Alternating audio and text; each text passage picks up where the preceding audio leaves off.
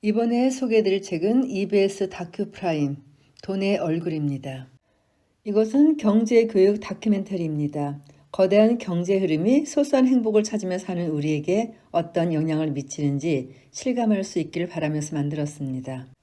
흥미로웠던 것은 우리가 돈에 대해 흔히 하는 말들이 실은 기본 경제 개념을 잘 담고 있다는 것이었습니다. 돈은 돌고 돈다, 유동성, 돈을 굴린다, 복리, 돈이 돈을 번다, 투자, 시간은 돈이다, 금리. 어려만 보이는 경제 개념들은 이렇게 우리의 일상과 아주 밀접하게 닿아 있습니다.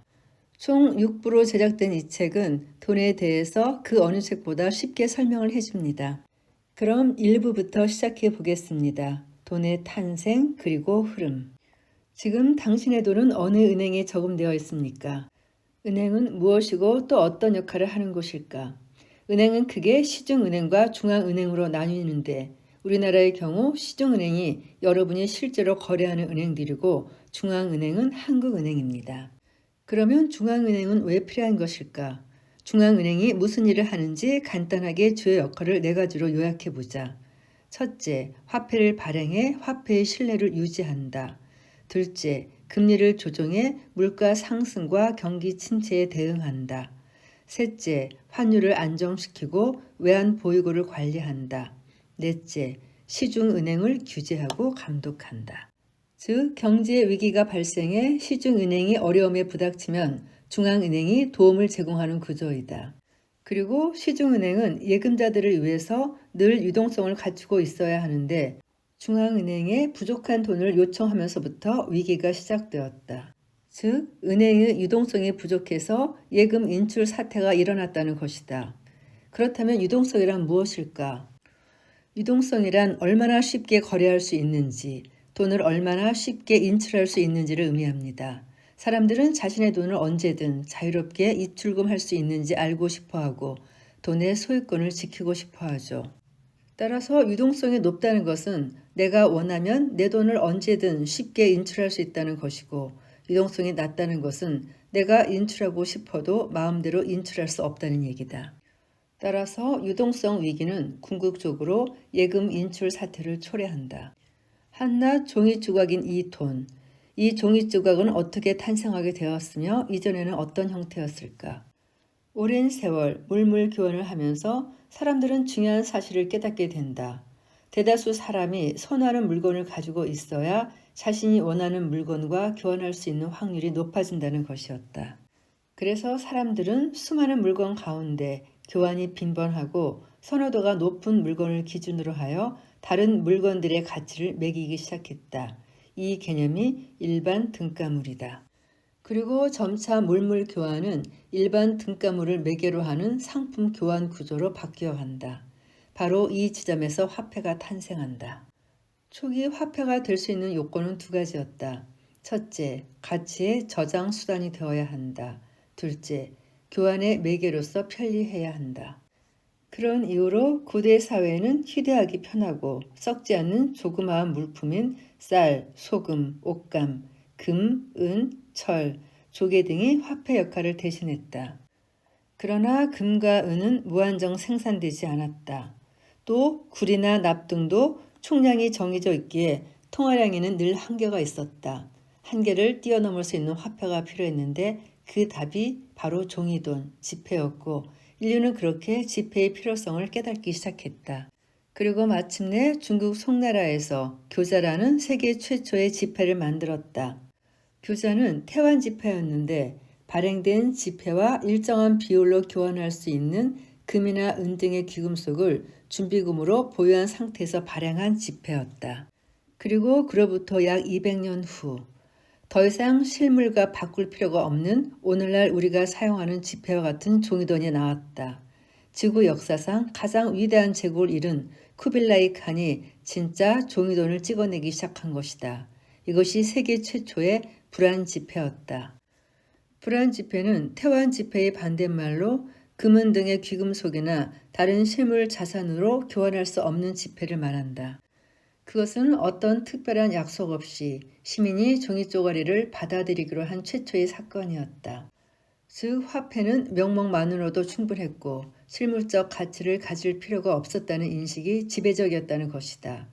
여기에서 불안지폐를 가리키는 또 다른 용어인 명목 화폐의 정의가 탄생했다. 오늘날 우리가 사용하는 대부분의 화폐가 명목 화폐이다. 한편 서양은 국가 주도의 지폐가 발행되기까지 좀 더 긴 시간이 필요했다. 16세기에 이르러서 에스파냐의 페소, 영국의 파운드 등이 속속 탄생했는데 모두 송나라의 교자와 같이 실물 자산과 연결된 태환 지폐였다. 그런 흐름 속에서 19세기 영국이 금 본위제를 도입하면서 점차 영국의 화폐가 국제 통화 체제로 자리 잡게 된다. 금 본위제는 화폐와 금이 같은 값어치로 교환, 연동되는 제도로 1816년 영국은 금 본위제를 공식적으로 도입하여 파운드화의 가치를 금에 연동시켰다. 이렇게 하여 오랜 시간 동안 서양 사람들은 금을 화폐로 받아들였다. 즉, 금 본위제 아래에서 지폐는 금으로 교환할 수 있는 차용증에 불과했다고 해도 과언이 아니다. 이렇게 화폐와 금이 동거를 이어가던 서양에서 이 믿음을 뒤흔드는 사건이 발생한다. 제2차 세계대전이 막바지에 이른 1944년 7월 전 세계 44개국 대표가 전쟁으로 황폐해진 세계 경제를 재건하고 곧 닥쳐올 경제 위기에 대비하기 위해 미국의 작은 마을 브레턴 우즈에 모였다. 그때 그들이 선택한 특단의 조치는 금에 연동된 고정 환율 제도였다.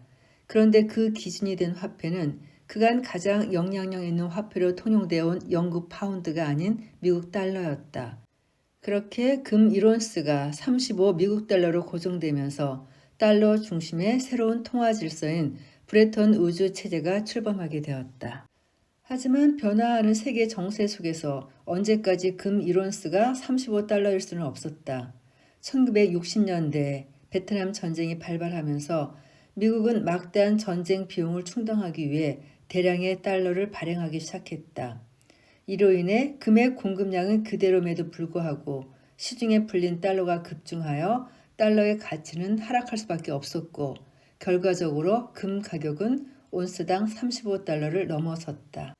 금 1온스가 약 8.3돈이라고 하니까 한번 가격으로 환산해 보면은요. 1온스가 35불, 현재 시세로 5만 원이죠. 그런데 8.3돈은 현재 시세로 한 620 몇만 원 정도 되니까 그동안에 한 125배 정도로 뛰었네요.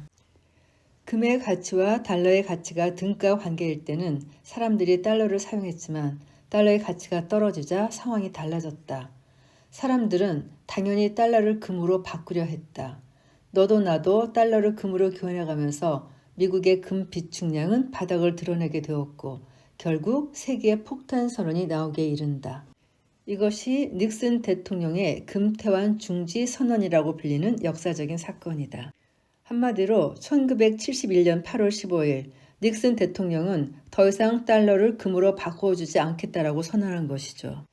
이렇게 브레턴 우즈 체제가 끝나면서 세상이 금으로부터 멀어졌고 우리는 이제 더 이상 금과 연결되지 않는 돈이 있는 세상을 가지게 되었습니다. 이후 명목 화폐로 거듭난 돈은 단순 계산으로는 이해하기 어려운 몸집 분리기 과정을 갖게 됩니다. 돈이 시중에 유통되며 커지는 과정은 다음과 같습니다. 예를 들어 중앙은행이 A은행에 화폐 100만 원을 발행해 주었다고 가정해 봅시다. 지급 준비율이 10%라고 할 때 A은행은 10만 원을 남겨두고 남은 돈 90만 원을 다른 고객에게 대출해 줄 수 있습니다. 대출받은 고객이 90만 원을 사용하면 그 돈은 시중에 돌고 돌아 누군가에 의해 또다시 B은행에 예금됩니다. B은행은 다시 지급준비금 9만 원을 남기고 다른 고객에게 81만 원을 대출해 줄 수 있습니다.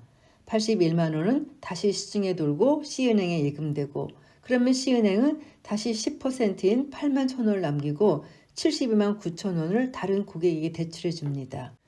이런 식으로 돈은 계속해서 커집니다. 그렇다면 통화량이 늘어나는 것이 과연 좋은 일일까? 돈이 많아지면 모두가 더 잘 살게 되는 것일까? 그리고 국가가 통화량을 조절하는 것은 정말 바람직한 일일까? 그 해답은 중국의 역사 속 사례들을 통해 조심스럽게 엿볼 수 있다. 통화량을 일정하게 조절했던 송나라조차도 결국 안정적인 통화량을 유지할 수는 없었다. 몽골과의 오랜 전쟁으로 막대한 군비가 필요해졌고 이를 충당하기 위해 지폐 발행량을 늘릴 수밖에 없었다. 문제는 지폐의 실물 기반이었던 철전의 보유량이 점점 고갈되면서 결국 철전이 바닥나 지불할 수 없는 상황에 이르게 되었다는 점이다. 현대 국가들도 유동성 위기에 처할 때마다 돈을 찍어내곤 한다. 그리고 지폐의 과도한 발행은 심각한 문제를 초래하는데 바로 인플레이션이다. 인플레이션은 통화량의 증가로 인해 화폐의 가치가 하락하고 전반적인 물가가 상승하는 현상을 말한다. 인플레이션과 반대되는 개념이 디플레이션이다. 1939년 대공황이 종식된 이후 디플레이션은 역사에서 자취를 감추다시피 하지만 인플레이션은 여전히 지속적으로 전 세계에 영향을 미치며 인류를 괴롭히고 있다. 돈의 얼굴, 일부가 우리에게 던지는 가장 큰 질문은 이것이다. 당신은 돈을 믿는가? 이 물음은 단지 지폐나 숫자로 존재하는 화폐에 대한 것이 아니다. 그것은 우리 사회가 구축해온 금융 시스템, 국가 제도, 중앙은행의 권위, 그리고 궁극적으로는 공동체에 대한 믿음에 관한 것이다. 따라서 우리는 물가와 금리 같은 수치뿐 아니라 시스템에 대한 신뢰를 어떻게 유지할 것인가에 대한 질문을 던져야 한다. 인플레이션에 대해 좀 더 이어가기 위해 3부로 바로 넘어갑니다. 인플레이션의 정체. 물가는 왜 오르나? 생산량보다 화폐량이 빠르게 늘어나면 인플레이션이 발생한다. 반면 화폐를 무한히 발행하더라도 생산량이 같은 속도로 늘어난다면 물가는 오르지 않을 것이다. 다시 말해 구매할 수 있는 재화와 용역의 양, 즉 생산량이 화폐량과 같은 속도로 증가한다면 물가는 안정적으로 유지된다. 그러나 현실적으로 생산량은 무한히 늘어날 수 없기 때문에 시중에 돈이 많이 풀리면 인플레이션이 일어날 수밖에 없다. 그렇다면 물가가 얼마나 올랐는지는 어떻게 알 수 있을까? 그 답은 물가 상승률에 있다. 물가 상승률은 전년 대비 물가가 얼마나 상승했는지를 보여주는 지표다. 그렇다면 화폐가 없던 시절에는 인플레이션이 존재하지 않았을까? 그렇다. 돈이 있기에 인플레이션이 발생하며 우리는 돈의 변화를 통해 인플레이션을 실감한다. 하지만 물건값이 올랐다고 느끼기는 쉽지만 돈의 가치가 하락하는 것은 직접 체감하기 어렵다. 인플레이션이 발생하면 우리 화폐, 즉 원화의 가치가 떨어지는 것인데 말이다. 즉 인플레이션은 동일한 금액으로 구매할 수 있는 상품의 양이 줄어드는 현상을 의미한다. 돈의 가치가 줄어든다는 것, 이것이 인플레이션의 진짜 얼굴이다. 그렇다면 우리는 지금 벌고 있는 돈과 인플레이션의 상관관계를 제대로 인지하고 있을까? 심지어 인플레이션은 시중의 화폐량이 증가할 때 발생하는 현상인데 세상에 돈이 그렇게 많아졌다면서 왜 내 손에 들어오는 돈은 늘 부족한 걸까? 인플레이션이 발생하면 특정 물건이 고가인지 저가인지 판단하기가 점점 어려워지고 인플레이션이 심해질수록 그 파악이 더욱 복잡해진다. 따라서 인플레이션 상황에서는 끊임없이 오르는 과일값, 달걀값 등을 체크하며 추적 능력의 더듬이를 발달시켜야 한다. 인플레이션이 발생할 때마다 우리의 추적 능력 감각은 0점을 재조정해야 하며 그 과정에서 해야 할 일은 늘어나고 부담해야 할 비용도 증가한다. 그나마 끊임없는 물가 상승과 급격한 인플레이션 속에서도 우리가 묵묵히 버틸 수 있었던 이유는 적게나마 소득도 함께 오르고 있었기 때문일 것이다. 그렇다면 내 월급과 인플레이션 사이의 상관관계를 어떻게 파악할 수 있을까? 이에 대한 해답은 명목임금과 실질임금이라는 개념을 통해 찾을 수 있다. 명목임금은 물가 상승률이나 화폐 가치의 변동을 고려하지 않은 상태에서 명시된 임금의 액면 금액을 말한다. 실질임금은 명목임금에서 물가 상승률을 고려하여 실제 구매력을 반영한 임금을 말한다. 다시 말해 실질임금은 현재 받는 임금으로 실제로 구매할 수 있는 상품과 서비스의 양을 나타낸다. 예를 들어 A씨의 월급 상승률이 5%이고 물가 상승률이 2.3%라고 하면 실질 임금 상승률은 5% 마이너스 2.3%, 즉 2.7%이다. 그마저도 코로나 팬데믹 이전 간신히 마이너스를 면하던 실질 임금 상승률은 2023년에 이어 2024년에도 여전히 마이너스를 기록하고 있다. 이렇게 실질 임금이 하락했음에도 불구하고 단순히 월급이 올랐다는 사실만 보고 소득이 증가했다고 생각하는 이들이 많다. 이러한 판단에 있어 많은 이들이 빠지기 쉬운 착각을 화폐 착각이라 부른다. 그렇다면 인플레이션은 과연 누가 일으키는 것일까? 인플레이션은 자연스럽게 시장에서 발생할 수도 있고 국가의 정책에 따라 의도적으로 발생하기도 한다. 예를 들어 저금리 상황에서는 시장 논리에 따라 시중에 돈이 많이 풀리게 되는데 유동성이 증가하면 투자와 소비가 늘어나고 경기가 활성화되며 인플레이션이 발생하게 된다. 반면 국가가 필요에 의해 의도적으로 발생시킨 인플레이션의 대표적인 예는 코로나 팬데믹 시기에 이루어진 대규모 화폐 발행을 들 수 있다. 또한 평상시 국가와 중앙은행은 기준 금리를 조정하여 시중에 유통되는 자금의 양을 통제하면서 간접적으로 시장 금리에 영향을 주는데 중앙은행이 기준 금리를 인하하면 시중은행에 더 많은 자금이 흘러가고 그 결과 예금과 대출 금리가 낮아진다. 이렇게 되면 가계와 기업의 자금 조달이 쉬워지며 투자와 소비가 증가하고 실물 경제가 활성화된다. 즉 경제가 회복되는 것이다. 그러나 경제 위기 상황에서는 중앙은행이 더 이상 기준 금리를 내릴 수 없거나 설령 내리더라도 시장 금리가 정상적으로 하락하지 않는 경우도 있다. 이는 위급한 상황에 대비해 모두가 현금을 확보하려고 하면서 자금 수요가 급증하고 돈의 값인 금리가 천정부지로 치솟기 때문이다. 이처럼 금리가 상승하면 은행은 제 기능을 하지 못하게 되고 필요한 돈을 구하기 어려워진 가계와 기업은 파산과 부도위기에 내몰리게 된다. 이런 상황에서 국가, 즉 중앙은행은 직접 나서서 시중은행이 보유한 채권이나 주식 등을 매입하고 그 대가로 자금을 지급한다. 이러한 방식으로 중앙은행이 시중은행으로부터 여러 자산을 매입해 직접 돈을 푸는 것을 양적 완화라고 한다. 실제로 팬데믹 시기에 세계 각국이 경기 침체를 막기 위해 선택한 방식이 바로 이 양적 완화였다. 한편 국가가 위기 상황에서 자금이 필요할 때 가장 먼저 떠올리는 방법은 세금이다. 하지만 팬데믹 시기에는 이러한 방식이 불가능했다. 국민은 세금을 더 내기는커녕 지원금을 달라 아우성쳤고 실제 우리나라도 당시 국민들에게 코로나 지원금을 지급한 바 있다. 그렇다면 정부는 세금을 거두지 않았음에도 어떻게 그 막대한 자금을 마련할 수 있었을까? 그 답은 바로 화폐 발행이다. 화폐를 발행하면 국가는 국민의 저항 없이 자금을 마련할 수 있고 국민은 세금을 더 내지 않고도 다양한 혜택을 받게 된다. 그런데 이것이 과연 서로에게 긍정적인 결과만 가져올까? 화폐가 과도하게 발행되면 시중에 돈이 과잉 공급되어 다시 화폐 가치가 하락하고 인플레이션이 발생한다. 소득은 그대로인 상황에서 화폐 가치가 하락하면 가계의 구매력이 줄어들어 소비가 위축되고 기업은 원자재 가격 상승으로 인해 수익성에 타격을 입게 된다. 결국 세금을 내지 않고 받은 혜택은 고스란히 실질 소득 감소라는 부메랑이 되어 우리에게 돌아오게 된다. 그렇다면 인플레이션은 언제부터 인류를 지배해 왔을까?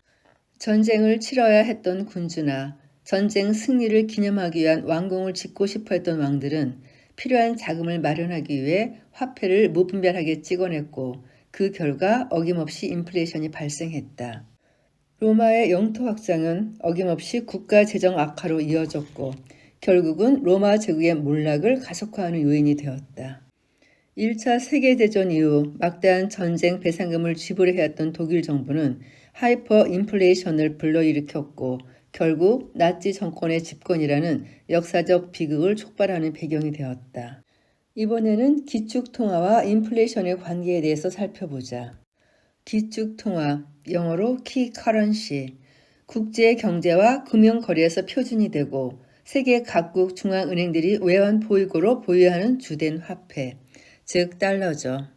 그리고 달러가 기준이 된다는 것은 미국 경제의 변화가 곧 세계 경제의 변화를 의미한다는 뜻이기도 하고요. 그렇다면 미국 달러는 언제부터 기축통화가 되었을까?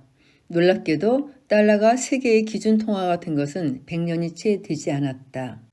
미국 달러의 급부상을 가져다 준 가장 큰 기회는 제1차 세계대전이었다. 이때를 기점으로 세계 경제의 중심축이 영국에서 미국으로 옮겨갔고 이때부터 미국 달러는 세계에서 가장 강력한 통화로서의 입지를 다지기 시작했다. 이후 제2차 세계대전까지 겪으며 세계 경제는 무너졌고 전 세계가 힘을 합쳐 국제 경제를 일으킬 방안을 모색했다. 이에 국제사회는 환율을 고정하는 해결책을 제안했고 제2차 세계대전이 한창이던 1944년 7월 브레턴 우즈 체제가 도입되었다. 그들은 금 1온스를 미국 돈 35달러에 고정하고 다른 나라 통화는 미국 달러에 연동시키는 것을 합의했다. 공식적으로 미국 달러가 세계의 기축 통화가 된 순간이었다. 그렇게 전 세계는 달러를 확보하기 위해 움직이기 시작했다. 브레턴 우즈 체제에서 달러의 발권국인 미국은 자유롭게 화폐를 발행할 수 있었고 다른 국가들은 대미 수출을 통해 달러를 공급받아 국제거래 결제에 필요한 유동성, 즉 달러를 확보했다. 그러나 이러한 구조는 미국의 무역 적자와 타국의 무역 흑자라는 불가피한 현상을 만들어냈다. 실제로 1960년대 후반 미국은 증가하는 무역 적자와 국제수지 적자로 인해 달러에 상당한 압박을 받게 되었다. 게다가 베트남 전쟁 참전으로 막대한 전쟁 비용을 감당해야 했던 미국은 결국 화폐 발행에 의존할 수밖에 없었다.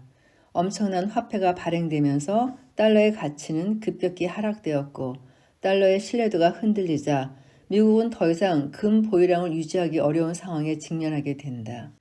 결국 1971년 소독이 가장 먼저 브레턴 우즈 체제 탈퇴를 선언했으며 8월에는 스위스, 영국마저 금 퇴원을 요구하며 미국을 압박하자 더 이상 버티기 어려웠던 미국은 결단을 내린다.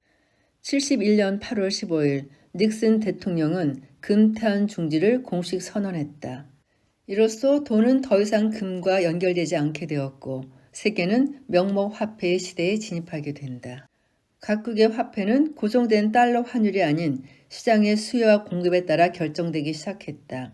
이는 곧 환율과 인플레이션의 변동성이 커지며 각국이 이를 극복하기 위해서는 개별적으로 대응해야 하는 치열한 경쟁의 시대가 도래했음을 의미한다.